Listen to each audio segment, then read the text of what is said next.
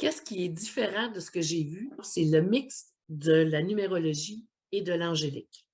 On parle d'une science qui est exacte avec la numérologie. C'est prouvé que c'est une science. Puis tandis que du côté angélique, on va parler d'un art. Donc, c'est comment amener les deux ensemble et d'en faire une. C'est ça qui est intéressant. Parce que on touche, oui, on va toucher les mêmes choses en bout de course. On touche, mais c'est pas de la même façon. C'est très, très différent. Donc, je trouve que ça vient comme complémenter. C'est un peu plus complet. Et ça, tu le trouveras pas ailleurs. Ça, c'est mon idée. Parce que les gens vont naviguer vraiment dans deux sphères différentes. La logique avec les chiffres, puis le côté créatif, imaginaire avec les anges.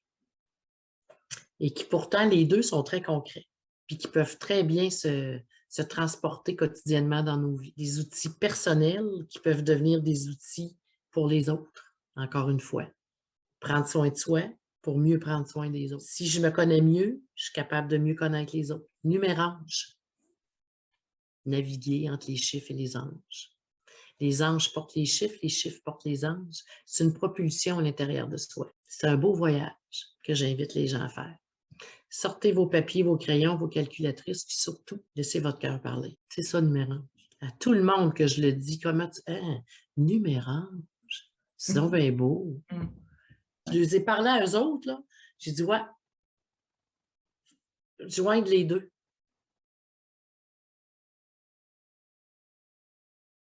C'est une formation qui va te permettre d'éveiller encore plus ta conscience. Je l'ai dit tantôt, c'est un voyage que je t'invite à faire à l'intérieur de toi. C'est de réaliser qui t'es. Moi, je vais te donner une carte.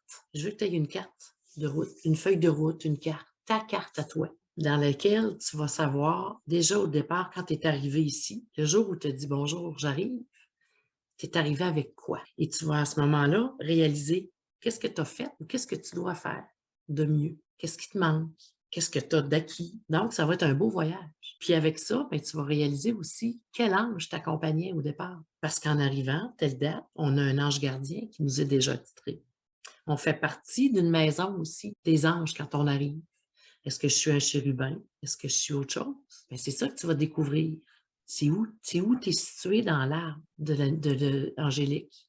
Et on va aller un petit peu plus loin. Ce que tu vas découvrir aussi, c'est quoi? Avec qui tu es accompagné? Peut-être que dans ton arbre à toi, tu vas peut-être mettre ta grand-mère maternelle, exemple. Tu vas peut-être mettre un chanteur que tu aimes et qui t'inspire. Tu vas peut-être mettre un oiseau. Moi, le colibri, il fait partie de mon cercle de lumière. Pourquoi le colibri? Parce que le colibri, là, il est capable de rester sur place.